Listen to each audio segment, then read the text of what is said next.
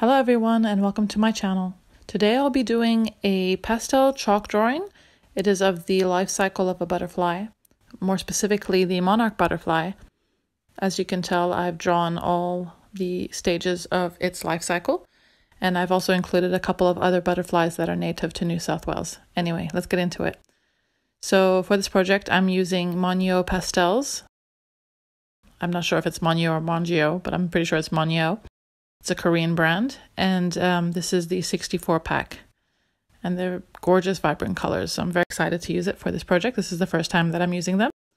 So I start by drawing a milk thistle branch and leaf, since that is the plant that the monarch butterflies eat and lay their eggs on. So I just added the flowers, and I'm adding some extra flowers here. Kind of sunflowers. I'm not exactly sure what type of flowers I'm drawing, to be honest. It is some species of sunflower, I guess. So here it's not really in the frame, but I'm drawing a butterfly. And here I'm just doing the beginning shape of another butterfly, side view of another butterfly. And I skip ahead, and as you can see at the bottom left, I drew a big caterpillar that's going up the stem. Then I drew the caterpillar starting to form a chrysalis, and then when it is a chrysalis, and when it finally is coming out of the chrysalis, and when the butterfly starts to dry its wings, and then when it flies away.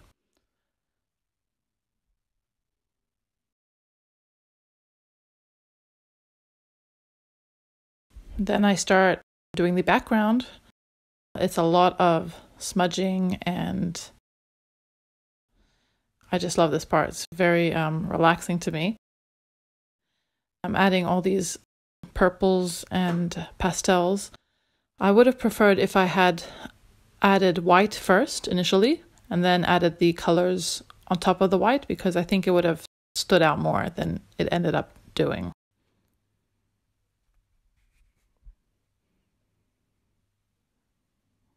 So even here where I added the yellow, I wish that I had done the white first and then the yellow on top. I later on, now as you can see, I added some white around the blue and around some of the yellow to kind of help with the opacity. So I skip ahead, and as you can see, I did most of the background. I finally do the details of the other sunflower or flower, daisy type flower.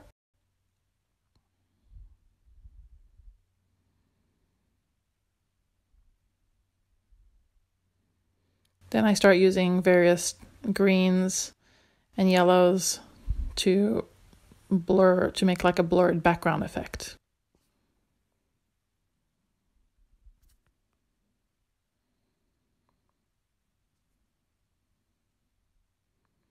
Now I'm going to start with the actual details of the caterpillars and the butterflies.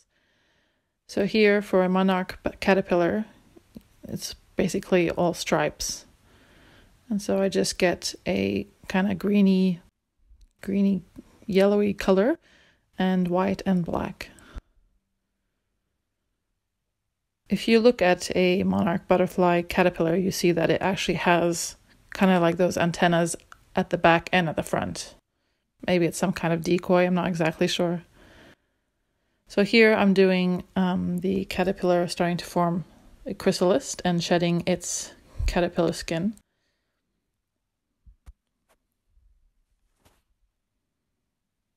I'm adding a lot of detail when I should have actually just started smudging first and then added the detail on top of the smudged chrysalis, which I end up doing now.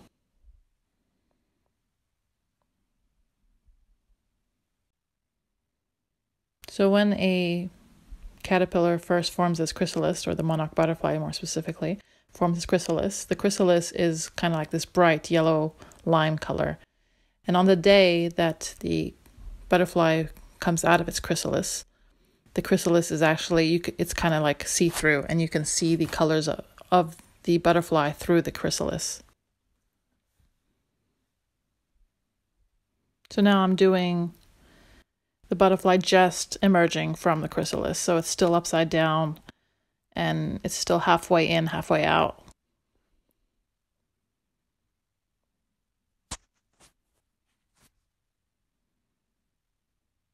Those little legs are holding on upside down. And now I'm doing the butterfly when it has come out of it and it's starting to dry its wings. So it's the opposite direction now. It's right side up, and I didn't want to make it too vibrant yet because I wanted it to still have the effect of being wet. I forget to add the little dots to the wet butterfly wings, but I end up doing that at the end.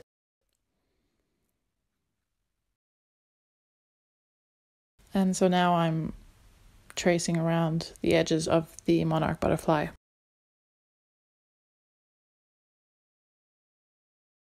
Adding the background color, and I'm going to be layering other colors on top of this, like yellows, oranges, reds.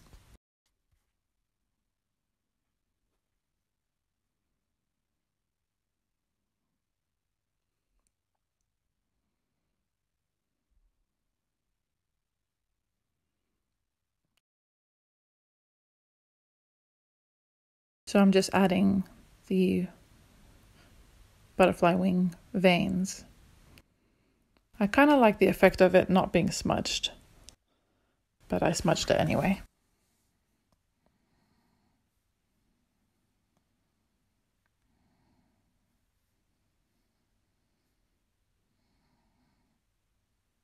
And just adding the white dots. And it also has some white dots on its torso, just the antennas, and that's basically it.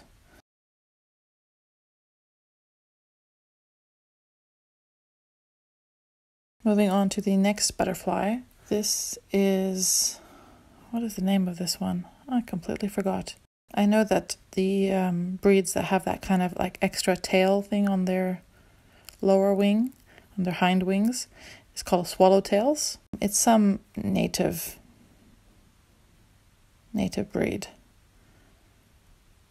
Oh, I can't believe I forgot its name. I might actually write the name of it in the comments below as well, in case anyone wants to know what name it is.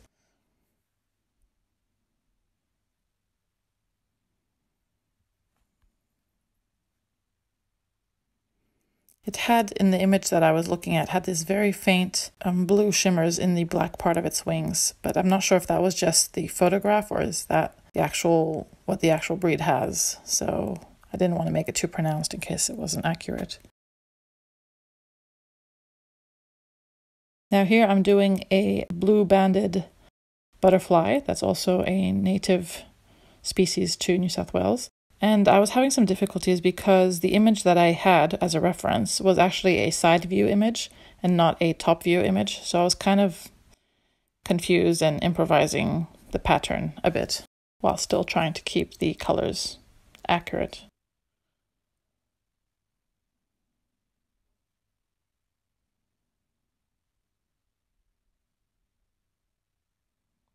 So I went ahead and did the flowers and the stems, and this is how it turned out. I also added the eggs and the larva stage, a couple of the instars here, and yeah, I pretty much finished. I added a few more details with the black chalk, and as you can see there's the white dots on the wet butterfly wings, and that's pretty much it. I hope you found this video beneficial. If you have any questions, please feel free to ask them down below. And as always, thanks for watching.